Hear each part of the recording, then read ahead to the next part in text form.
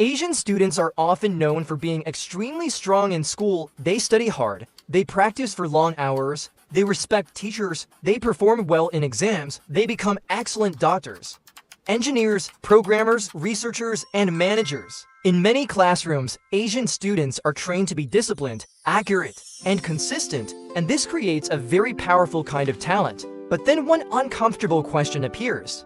If Asia has so much talent, why have many of the world's most famous scientific breakthroughs, Nobel Prizes, and disruptive innovations historically come from Europe and America? The answer is not that Asians are less creative. That explanation is too simple, and it is probably wrong. A better answer is this: intelligence does not automatically become innovation. Talent needs an environment. A strong seed cannot become a forest if the soil is wrong. A smart person still needs freedom, resources, time, trust, and permission to explore uncertain ideas. This is the difference between being good at solving problems and being free to question the problem itself. Many Asian systems are very good at producing high performers, people who can study hard, follow instructions, master technical skills, execute with discipline. But high performance and original discovery are not always the same thing. A person can be very good at answering questions that already exist. But innovation often begins when someone asks a question that other people have not asked yet. That requires a different kind of environment. An environment where strange questions are allowed, where failure is not immediately punished. Where young people can challenge old ideas, where research can take years before showing results. And where being wrong is treated as part of discovery, not as personal shame. So the question is not, are Asians smart enough? The better question is, what kind of system turns intelligence into breakthrough ideas? Because talent may be everywhere, but breakthrough innovation usually appears where talent is protected, funded, challenged, and allowed to take risks. Part 2: Education. Correct answers versus original questions. The major difference is education. Many Asian education systems are very strong at training accuracy. Students learn to solve problems correctly, they memorize deeply, they practice repeatedly, they respect the answer key. They prepare for exams. They learn that mistakes are dangerous because mistakes reduce scores. This creates discipline, and discipline is valuable. It helps people become technically strong. It creates reliable workers. It produces people who can handle difficult subjects and complex tasks. But breakthrough ideas often begin differently. They do not begin with only asking, "What is the correct answer?" They begin with asking, "Why is this the question? What assumption is wrong? What if the old method is incomplete? What if the teacher is missing something? What if everyone is solving the wrong problem?" This is where innovation becomes uncomfortable, because original thinking often looks disrespectful at first. It challenges the textbook. It questions the expert. It breaks the usual path. In a system that rewards obedience and correct answers, students may become afraid to ask strange questions, not because they are not capable, but because they are trained to avoid being wrong. And the first version of a breakthrough idea is often wrong, messy, incomplete, or strange. A student who always tries to be perfect may become very good at existing rules, but a student who is allowed to experiment may discover new rules. This does not mean Western education is perfect. It has many problems too. But many Western research environments have historically created more space for debate, disagreement, and questioning authority. In science, this matters because science does not move forward only by memorizing what is already known. It moves forward when someone notices that the current explanation is not enough. A system that rewards correct answers can produce excellent performers, but a system that rewards uncomfortable questions is more likely to produce original thinkers. And this is one reason why talent alone is not enough. The way talent is trained decides what it becomes. Train people only to avoid mistakes, and they may become careful. Train people to investigate mistakes, and they may become innovators. Part 3: Fear of failure and the safe path. Second difference is the psychology of failure. In many Asian cultures, failure can feel deeply personal. It does not only mean the idea failed. It can feel like you failed as a person. It can disappoint your family. It can damage your reputation. It can make you lose face. It can make relatives compare you with someone else.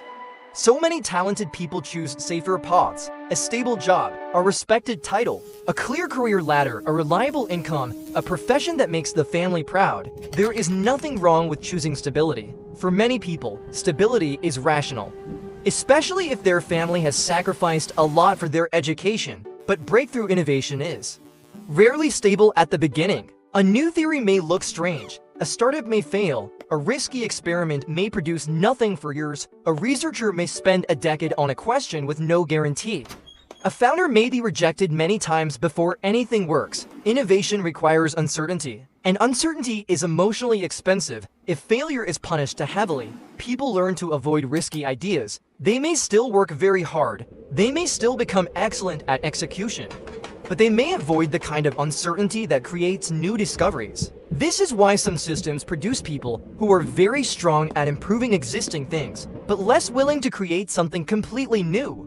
Because creating something new often means being publicly wrong before being right. And that requires psychological safety. It requires a culture where failure is not the end of identity, where a failed experiment is not shame, where a failed startup is not permanent humiliation, where asking a strange question does not make you look stupid. A society that wants innovation must allow people to fail without destroying them too early. Because many breakthroughs are built on failed attempts. The first prototype is ugly, the first paper may be rejected, the first business model may not work, the first idea may be laughed at.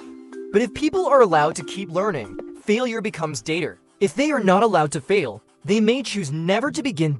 And when talented people avoid uncertain paths, society loses many possible breakthroughs before they are even born. For institutions, funding, and freedom breakthroughs do not come only from smart individuals. They come from ecosystems. A genius alone is not enough. A scientist needs a lab needs funding. Research needs time. Ideas need collaborators. Startups need capital. Inventors need intellectual property protection. Universities need freedom to debate. Companies need the ability to commercialize research, and society needs institutions that reward originality, not just obedience. This is one reason Europe and America have historically produced many famous breakthroughs. They build strong universities, research labs, funding systems, venture capital networks, open academic debate, startup ecosystems, and legal systems that can protect new ideas. These institutions do not make every person creative, but they increase the chance that creative ideas can survive. A brilliant idea that has no funding may die quietly. A risky experiment with no laboratory may never begin. A young researcher with no freedom may stay silent. A founder with no capital may never build the product. This is why innovation often follows opportunity. And this is also why many breakthroughs credited to the West were created by immigrants, foreign students, and Asian researchers working inside Western institutions. That detail is important. The story is not simply the West is creative and Asia is not. Many Asian scientists, engineers, founders, and researchers have changed the world, but often they did it inside environments that gave them more freedom, funding, and opportunity. So the deeper question is not only where people are born, it is where talent can grow. Where can a young researcher challenge an old idea? Where can a founder raise money for something risky? Where can a student disagree with a professor? Where can a company turn a laboratory discovery into a global product? Where can a strange idea survive long enough to become useful? Innovation is not just a product of intelligence. It is a product of the system around intelligence. If the system rewards only short-term results, people avoid long-term research. If the system rewards status, people chase titles. If the system rewards safe careers, people avoid risky discovery. But if the system rewards originality, useful failure, and bold experiments, talent begins to move differently. The same intelligent person can become very different depending on the environment. In the wrong system, they may become silent. In the right system, they may become a breakthrough. Part 5. The future. Discipline plus freedom. This does not mean Asia cannot innovate. That would be wrong. Asia has already produced powerful technology companies, manufacturing systems, scientific achievements, and world-changing products. Japan, South Korea, China, Taiwan, Singapore, India, and many other places have built impressive innovation ecosystems. The issue is not ability. The issue is what kind of ability the system encourages. Some systems are excellent at precision. Some are excellent at scale. Some are excellent at discipline. Some are excellent at fast execution. Some are excellent at original disruption. The future may belong to societies that can combine both sides. Asian discipline with deeper creative freedom. Technical excellence with permission to question. Respect for learning with the courage to challenge authority.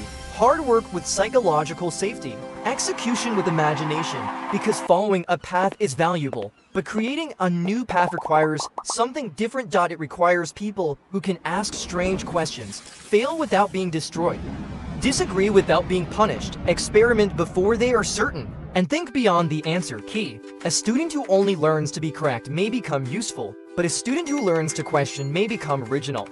A company that only copies best practices may become efficient, but a company that experiments may create something new. A society that only rewards stability may produce safe success, but a society that also protects risk may produce breakthroughs.